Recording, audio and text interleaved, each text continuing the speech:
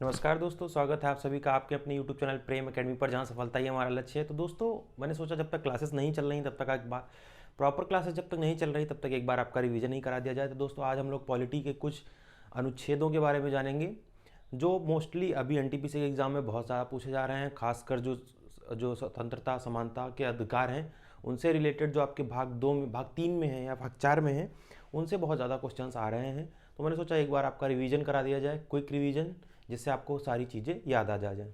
तो पहली बात तो ये दोस्तों कि अगर संविधान सभा की बात करें तो सबसे पहले संविधान का ख्याल किसको आया था, तो इसकी अगर हम बात करें तो महात्मा गांधी जी ने सबसे पहले जो है संविधान के बारे में बात की थी।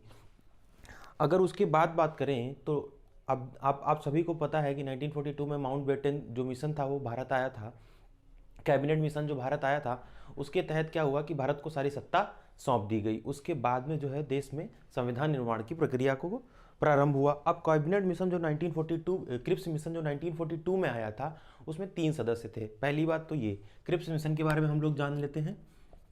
क्रिप्स मिशन जो आया था भारत में, क्रिप्स मिशन में 3 लोग थे। ठीक है, कब आया था? 1942 में। पहली बात तो कौन कौन था? ए बी अलेक्जेंडर थे, ए बी अलेक्जेंडर। ठीक, दूसरे थे sir Pethick Lawrence, sir Pethick Lawrence, Pethick Lawrence. और तीसरे थे आपके कौन से? Sir Stafford Cripps. ठीक, तो ये 3 सदस्य जो है क्या क्रिप्स मिशन के सदस्य थे।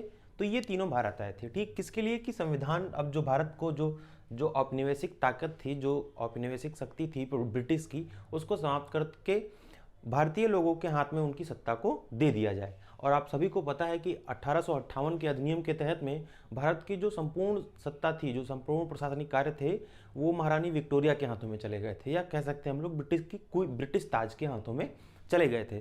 तो उसके बाद क्या होता है, अब हम लोग आगे बात करते हैं कि कैबिनेट मिशन आया भारत में। कैबिनेट मिशन की ही सिफारिशों पर 1946 में एक संविधान सभा का गठन किया गया। कब? 1946 में। अब वो जो संविधान सभा बनी, जो पहली संविधान सभा बनी, उसमें कितने सदस्य थे? तो सदस्य थे 389 सदस्य थे। अगर उसमें बात करें तो 292 जो सदस्य थे वो ब्रिटिश प्रांत से थे। कहाँ से थे? जो 292 सदस्य थे वो ब्रिटिश प्रांतों से थे, ब्रिटिश प्रांत से। ठीक है, और इसमें बात करें ये 389 में से अगर बात करें 93 कहाँ से थे? ये थे देसी रियासतों से, आपके देसी रियासतों से, देसी रियासतों से। ठीक है, और कौन से? और जो 4 थे वो चीफ कमिश्नरी क्षेत्र थे, जो, ठीक है, चीफ कमिश्नरी क्षेत्रों से, चीफ कमिश्नरी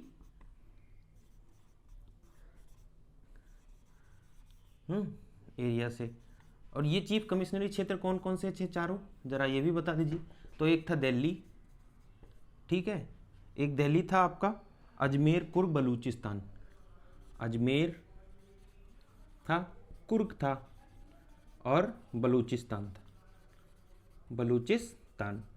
तो ये 4 जो आपके चीफ कमिश्नरी क्षेत्र थे वो थे।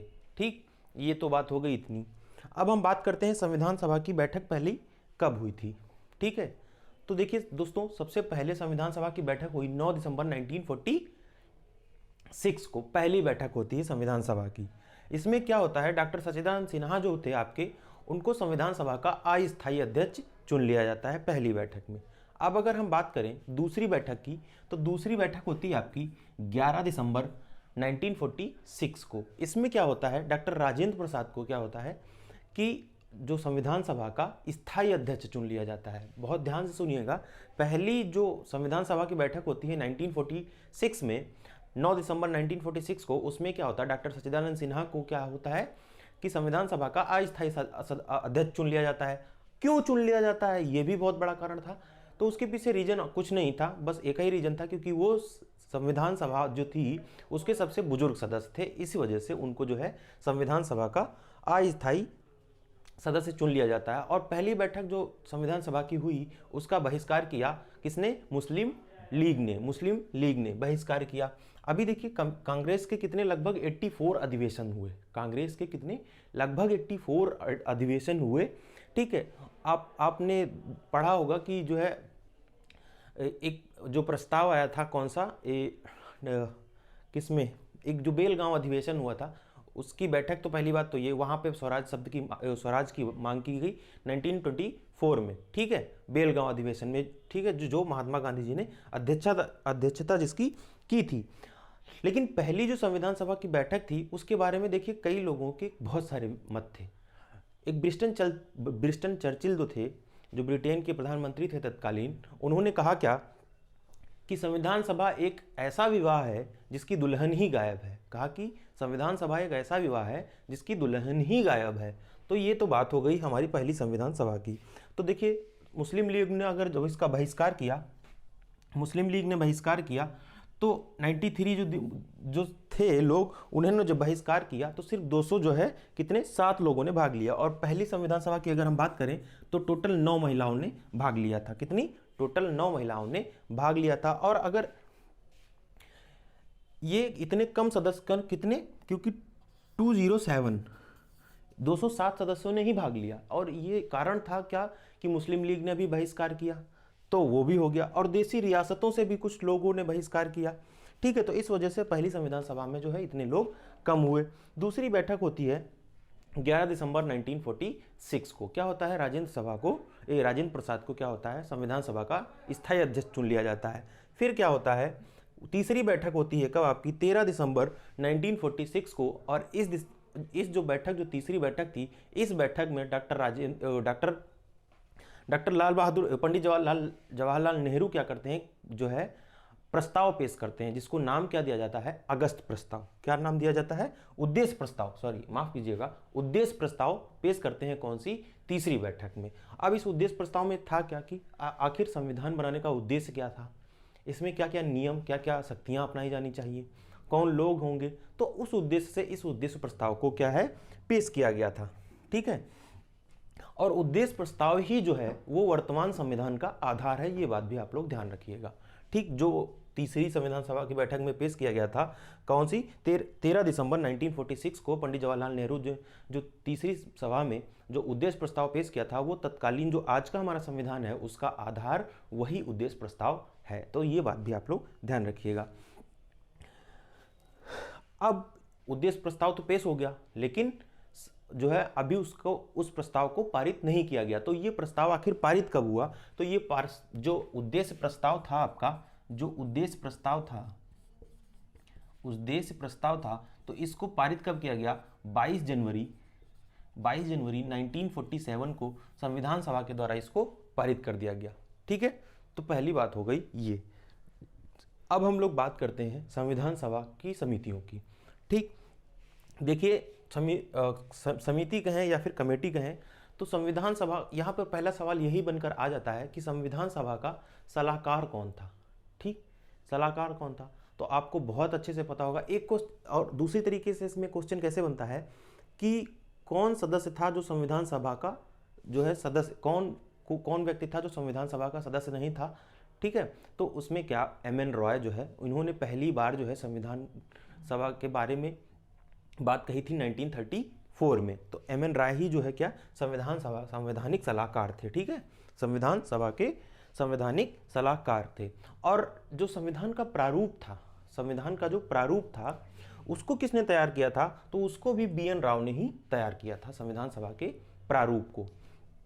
ठीक, तो ये तो हो गई बात। अब आती है सबसे इंपॉर्टेंट थिंग कि ड्राफ्टिंग कमेटी के अध्यक्ष कौन थे। तो ड्राफ्टिंग कमेटी के अध्यक्ष थे डॉक्टर भीमराव अंबेडकर। ठीक है, डॉक्टर भीमराव अंबेडकर। तो ये बात हो गई। ठीक, ये तो हो गई संविधान सभा की बैठकें।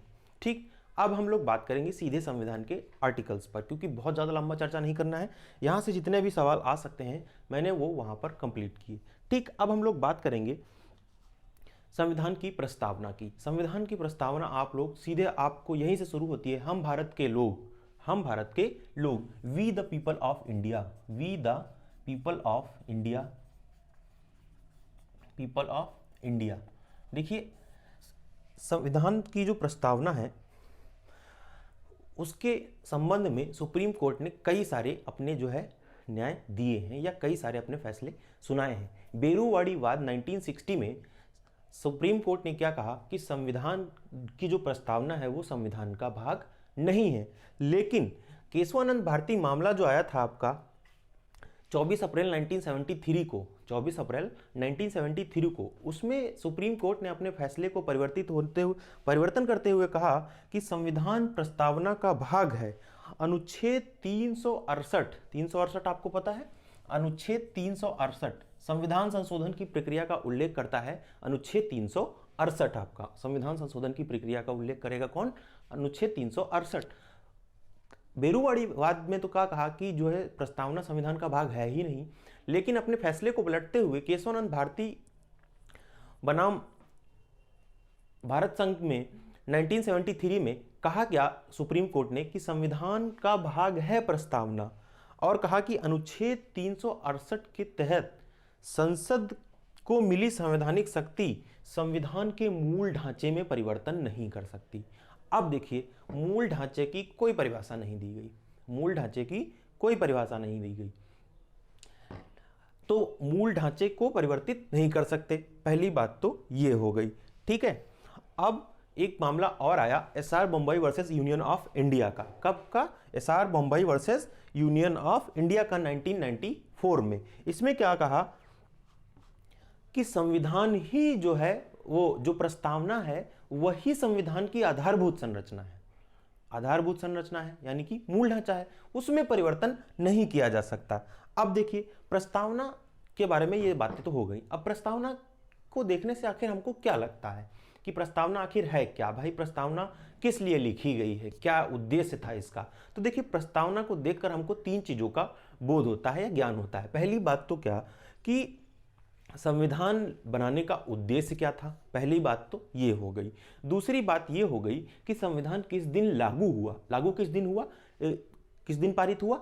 26 नवंबर 1949 को संविधान पर संविधान सभा के सभी लोगों ने हस्ताक्षर करके उसको पारित किया, ठीक है।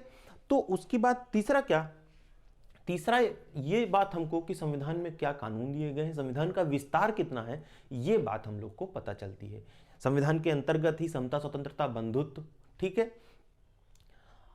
चार प्रकार के न्याय, सामाजिक, तीन प्रकार के न्याय, सामाजिक न्याय, आर्थिक न्याय, राजनीतिक न्याय, ये तीन प्रकार के न्याय। तो इस तरीके की सारी बातें जो है की गई, ठीक। तो ये होती संविधान की प्रस्तावना की बात हो गई, ठीक। अब संविधान का स्रोत क्या है? संविधान क्या कहता है? संविधान का जो प्रस्तावना है, संविधान की जो प्रस्तावना है वो कहती है कि भारत में जनता ही सर्वश्रेष्ठ है, लोग ही सर्वश्रेष्ठ हैं, राजा का बेटा राजा नहीं हो सकता, जिसको आप चुनकर भेजेंगे वही राजा बनेगा, या राजा नहीं कह सकते, वही जो है देश की सत्ता को संभालेगा। तो ये होती है लोकतंत्र की बात, ठीक है। अब जो संविधान की प्रस्तावना में ये जो मैंने बताया, we the people of India, हम भारत के लोग, हम भारत के लोग, इसको लिया कहां से गया है? सवाल यहां से पूछा जाता है, कहां से लिया गया है? ये लिया गया है आपका यूएनओ के चार्टर से। कहां से लिया गया है? यूएनओ के चार्टर से, यूएनओ के चार्टर से इसको लिया गया है। मैं जरा एक बार वीडियो चेक कर लूं, ठीक है। तो इसको लिया गया है कहां से? यूएनओ के चार्टर से, ठीक है। तो ये बात हो गई। अब हम बात करेंगे संविधान के भाग 1 की, संघ और उसका राज्य क्षेत्र, यूनियन एंड इट्स टेरिटरीज, ठीक है। तो क्योंकि आज का जो रिवीजन है, क्विक रिवीजन है ये, तो सारी चीज़ें जल्दी जल्दी से हम लोग करेंगे, और होप कि मैं ज़्यादा से ज़्यादा आपको एक ही वीडियो में दे पाऊँ चीज़ें, और हम लोग ऐसे क्विक रिवीजन लेते रहेंगे, ठीक है। इसका धीरे धीरे से देखिए, जो संविधान में जो भारत के राज्य क्षेत्र की बात की गई है वो आर्टिकल 1, 2, 3 और 4 में की गई है, यानी कि आर्टिकल 1 से 4 तक। तो पहली बात आ जाती है कि भाग 1 जो है हमारा संघ और उसका राज्य क्षेत्र, राज्य क्षेत्र, ठीक। तो ये बात आ गई, और ये कौन से अनुच्छेद से, किस अनुच्छेद से अनुच्छेद तक दिया गया है? अनुच्छेद 1 से अनुच्छेद 4 तक, अनुच्छेद 4 तक, ठीक। अब बात करते हैं अनुच्छेद 1 की। अनुच्छेद 1 की अब क्या कहता है, भारत के राज्य क्षेत्र में कौन कौन शामिल होंगे, इस बात की व्याख्या करता है आपका अनुच्छेद 1। तो कौन कौन शामिल होंगे भारत के राज्य क्षेत्र में? राज्य के क्षेत्र शामिल होंगे, राज्य के क्षेत्र शामिल होंगे, पहली बात तो राज्य क्षेत्र शामिल होंगे, ठीक है। दूसरी चीज क्या होगा, संघ शासित प्रदेश शामिल होंगे, बहुत सही बात, ये बात भी सही है, संघ शासित प्रदेश भी शामिल होंगे। संघ शासित प्रदेश भी तो होते हैं भाई, भारत है जो अपना, जो भारत है, देखो मैं डायग्राम अभी नहीं बनाऊंगा, ये जो अपना भारत है, भारत में तो कौन कौन है, राज्य हैं, संघ शासित प्रदेश हैं, ठीक है, और क्या है, ऐसे क्षेत्र, और ऐसे क्षेत्र भी हैं जिन्हें भारत सरकार द्वारा किसी भी समय अधिग्रहित किया जा सकता है, ऐसे क्षेत्र भी तो हैं, है ना। तो ऐसे क्षेत्र, तो तीसरे तो वही हो गए कि ऐसे क्षेत्र हैं जिनको भारत सरकार द्वारा कभी भी अधिग्रहित किया जाता है, तो वो कहाँ शामिल होंगे, वो सब शामिल होंगे कहाँ, आपके भारत के राज्य क्षेत्र में शामिल होंगे। अब बात करते हैं आर्टिकल 2 की। आर्टिकल 2 क्या कहता है, आर्टिकल 2 कहता है कि संविधान की संसद को यह शक्ति दी गई है कि संसद को यह शक्ति दी गई है कि विधि द्वारा, कि क्या है, विधि द्वारा ऐसे निबंधनों और शर्तों जो वह ठीक समझे, संघ में नए राज्यों का प्रवेश, उनका नाम नए राज्यों का प्रवेश तथा उनकी स्थापना कर सकेगी। क्या कहता है कि अनुच्छेद 368 के अंतर्गत संविधान क्या कर सकती है, विधि द्वारा स्थापित नियमों के तहत क्या कर सकती है, राज्यों की स्थापना कर सकती है, ठीक है, और क्या कर सकती है, नए राज्यों का किसी राज्यों में विलय कर सकती है या प्रवेश कर सकती है, और तीसरी बात क्या कही गई है कि नए राज्यों का गठन कर सकती है। तो ये हो गया आर्टिकल आपका 2। अगर आर्टिकल 3 की बात करें तो आर्टिकल कई संविधान में जो आर्टिकल 3 है वो संसद को कई प्रकार की शक्तियां देता है। पहली बात तो क्या, नए राज्यों का गठन कर सकती है संसद। दूसरी बात क्या, राज्यों की सीमाओं में परिवर्तन कर सकती है। तीसरी बात क्या, राज्यों के नाम में परिवर्तन कर सकती है। और तीसरी बात क्या है, किसी भी राज्य के क्षेत्र को घटा या बढ़ा सकती है, ठीक। तो ये बात हो गई। अब बात करते हैं आर्टिकल 4 की। तो आर्टिकल 4 ये कहता है कि अनुच्छेद 2 और 3 के तहत किए गए संशोधन, अनुच्छेद 2 और 3 के तहत किए गए संशोधन अनुच्छेद 368 के अंतर्गत, क्या कहा है, अनुच्छेद 368 के अंतर्गत संविधान संशोधन नहीं माना जाएगा, संविधान संशोधन नहीं माना जाएगा, ये आपका आर्टिकल 4 कहता है। अब देखिए यहां पर बात आई अब संविधान संशोधन की, ठीक। तो संविधान संशोधन होता है आपका आर्टिकल 368, ये अनुच्छेद आप लोग याद रखिए, अनुच्छेद 368। तो संविधान के कितने प्रकार से किया जा सकता है, देखिए 3 प्रकार से किया जा सकता है, ठीक।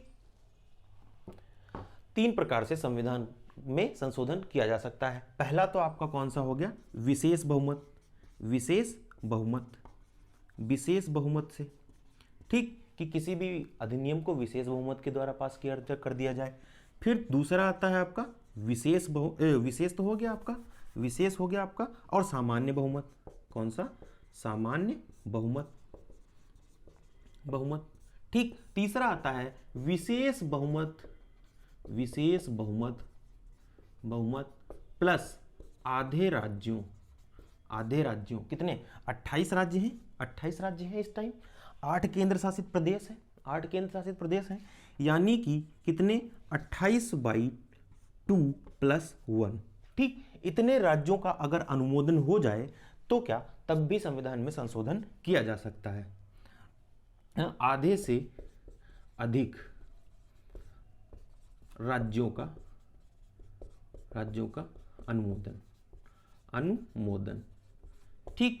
दिख रहा है आप लोग को, ये दिख रहा है, हाँ बिल्कुल, ठीक। तो ये बात हो गई, तो ये हो गया, ठीक है।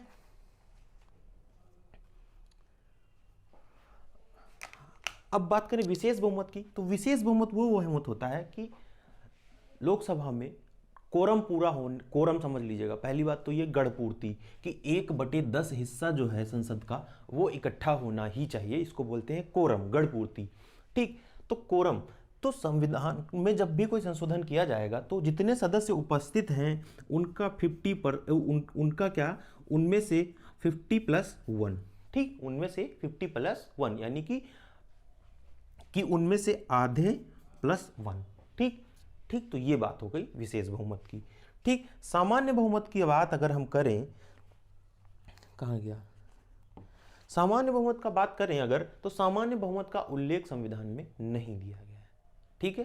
संविधान में दो प्रकार का जो है संविधान संशोधन की प्रक्रिया दी गई है, एक विशेष बहुमत और एक विशेष बहुमत प्लस आधे राज्यों के अनुमोदन के द्वारा, ठीक है। तो ये बात हो गई। अब हम लोग बात करते हैं भाग 2 की, ठीक है, भाग 2 की।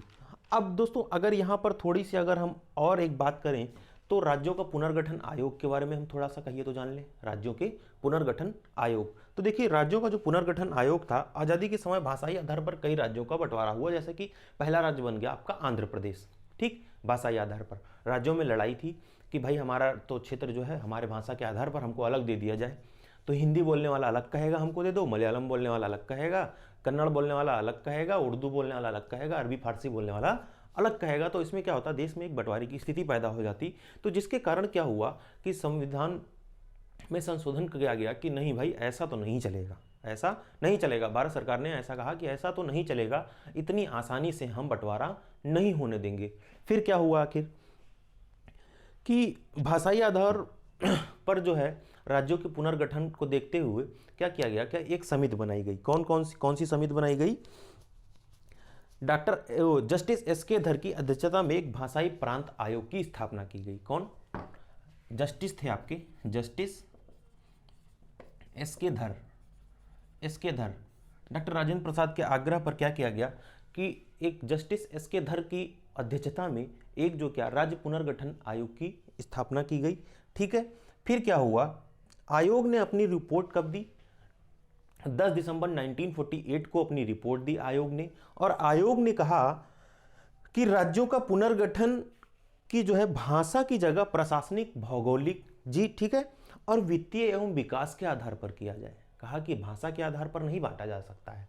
कहा उनकी जियोग्राफिकल कंडीशंस, उनके विकास, उनके आर्थिक, इन प्रकार के जो है फैक्टर्स पे राज्यों का बंटवारा किया जाए। लेकिन ठीक ये भी बात कंप्लीट नहीं हुई, ये बात सरकार को समझ में नहीं आई, ऐसा फिर नहीं हुआ। फिर कांग्रेस की एक कार्य समिति के इसके संबंध में 3 सदस्यीय जेवीपी एक समिति और बनाई, जेवीपी समिति थी। अब जेवीपी समिति में ही तीनों सदस्यों के नाम हैं, जेवीपी समिति में ही तीनों लोगों के नाम हैं। पहले कौन थे आपके? जवाहरलाल नेहरू थे, ठीक है। और कौन थे? वल्लभ भाई पटेल थे, वल्लभ पटेल थे। और ये पट्टाभी सीतारमैया, पट्टाभी सीतारमैया, ठीक। तो ये भी थे, ठीक। तो इसमें ये भी थे। तो ये 3 लोगों की जो है एक समिति बनी। इस समिति का कोई अध्यक्ष नहीं था, ये बात भी ध्यान रखिएगा। और इसने अपनी रिपोर्ट जारी की 1 अप्रैल 1949 को,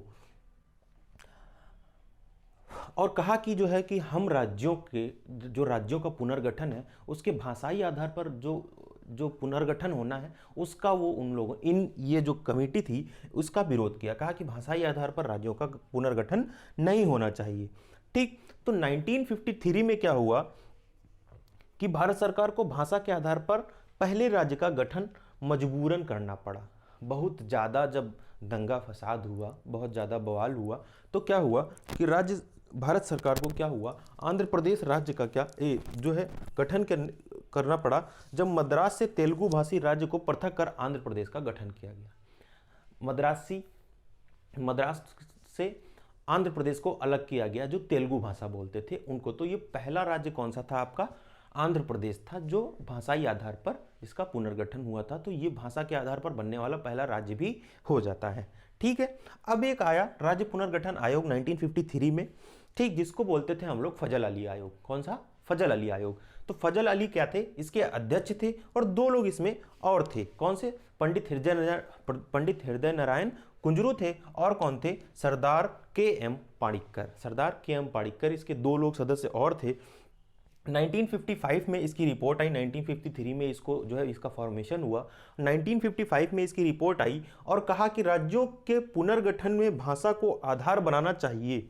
कहा क्या कि राज्यों के पुनर्गठन में भाषा को आधार बनाना चाहिए, ठीक है। और क्या कहा कि एक राज्य एक भाषा को अस्वीकार। और एक बात इन्होंने इस वाले जो फजल अली आयोग बना, उन्होंने कहा कि ठीक राज्यों का जो बंटवारा है वो भाषा के आधार पर तो हो जाएगा, लेकिन एक राज्य में एक भाषा ये नहीं चलेगा, एक राज्य में कई भाषाई लोग रह सकते हैं। तो उसी के आधार पर क्या अब अगर उत्तर प्रदेश की बात करें तो उत्तर प्रदेश में पंजाबी बोलने वाले भी हैं, कुछ लोग जो है तो उर्दू बोलने वाले भी हैं, तो कुछ लोग इंग्लिश बोलने वाले भी हैं। तो इस नो डाउट इस आयोग ने अपनी रिपोर्ट को सही दिया, ठीक है।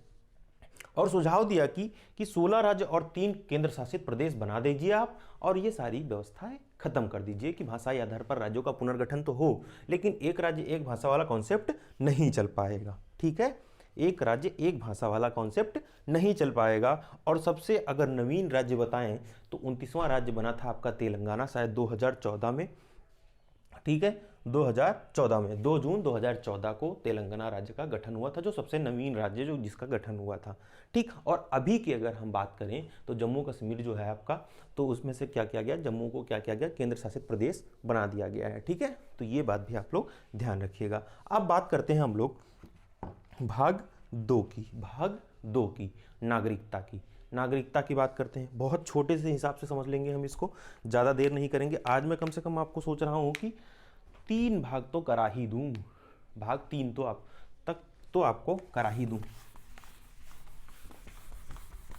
भाग 3 तक तो आपको करा ही दूँ। क्विक रिवीजन है, थोड़ी सी चीज़ें जो इंपॉर्टेंट नहीं है उनको स्किप करना तो ज़रूरी है, वरना फिर वीडियो का मतलब ही क्या रह जाएगा क्विक रिवीजन का।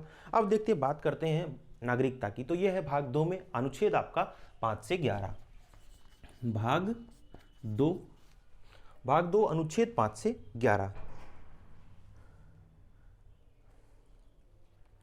अनुच्छेद 5 से 11, भाग 2 5 से 11 तक, ठीक। अनुच्छेद 5 क्या कहता है कि संविधान के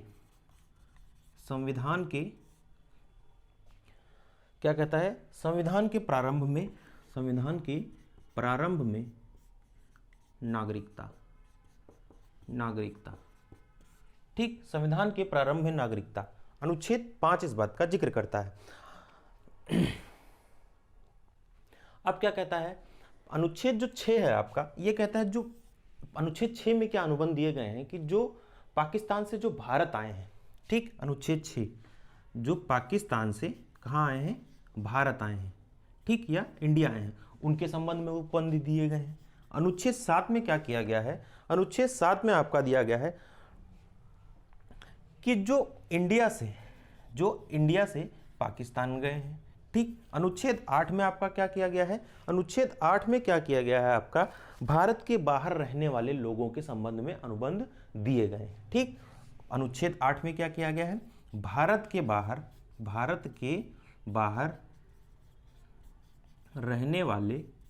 रहने वाले लोगों के संबंध में उपबंध ये कहां पर दिए गए हैं आपके, अनुच्छेद 8 में। अनुच्छेद 9 में क्या दिया गया है, अनुच्छेद 9 में क्या दिया गया है आपका, अब अनुच्छेद 9 में उन लोगों के संबंध में उपबंध दिए गए हैं जो विदेशी राज्यों की क्या करते हैं, स्वेच्छा से नागरिकता ले लेते हैं। तो ऐसे में भारत सरकार क्या करती है, ऐसे लोगों की नागरिकता खत्म कर देती है कि जाओ बेटा जाओ, जब तुमको अपने देश से प्यार नहीं तो तुम जाओ, तुम्हारी नागरिकता हम खत्म करते हैं। ध्यान रखिएगा, आप किसी भी देश जाइए, अगर आप उस देश की नागरिकता स्वेच्छा से अर्जित करते हैं तो भारत से आपकी नागरिकता समाप्त हो जाएगी। तो ये बात भी आप लोग ध्यान रखिए, ठीक। 10वां क्या कहता है, 10 कहता है कि कौन सी स्थितियां ऐसी होंगी कि आपका नागरिकता का अधिकार देश में बना रहेगा, उन उपबंधों की चर्चा करता है आर्टिकल आपका 10। आर्टिकल 11 क्या कहता है, आर्टिकल क्या कहता है, आर्टिकल 11 कहता है कि संसद द्वारा नागरिकता के अधिकार का विधि द्वारा विनिमय किया जाना, ये आपका आर्टिकल 11 कहता है, ठीक। अब हम लोग बात करेंगे मूल अधिकारों की, फंडामेंटल राइट्स की, आर्टिकल 12 से 35 के बीच में, आर्टिकल 12 से 35 के बीच में। ठीक है, आर्टिकल 12 से 35 से बीच में कि इतना ही रखूं, कल की क्लास में रिवीजन रखूं, क्योंकि आधे घंटे की क्लास तो आई होप हो ही गई है। कल हम लोग बात करेंगे इसी में आर्टिकल 12 से 35 के बीच में, या फिर जब भी टाइम मिलेगा, या कल अगर कुछ रेगुलर हो पाया तो कल रेगुलर करेंगे कुछ, क्योंकि एग्जाम्स बहुत सारे होते जा रहे हैं, कहाँ कहाँ क्या क्या पढ़ाऊँ मैं अकेले। तो आप लोग बहुत सारे प्लेटफॉर्म हैं जहाँ से आप लोग तैयारी कर सकते हैं। अगर आपको वीडियो मेरा पसंद आया है तो बेल आइकन को प्रेस कर दीजिएगा, चैनल को सब्सक्राइब कर लीजिएगा और अपने दोस्तों को भी शेयर कर दीजिएगा, क्योंकि मैं तो आपको जितना मेरे पास है नॉलेज मैं आपको दे ही रहा हूँ। आप अगर कुछ मेरा सपोर्ट करना चाहते हैं तो आप चैनल को सब्सक्राइब कर दीजिए, वीडियो को शेयर कर दीजिए, और दोस्तों वीडियो पे लगातार बने रहिएगा, आने वाली वीडियो पे भी।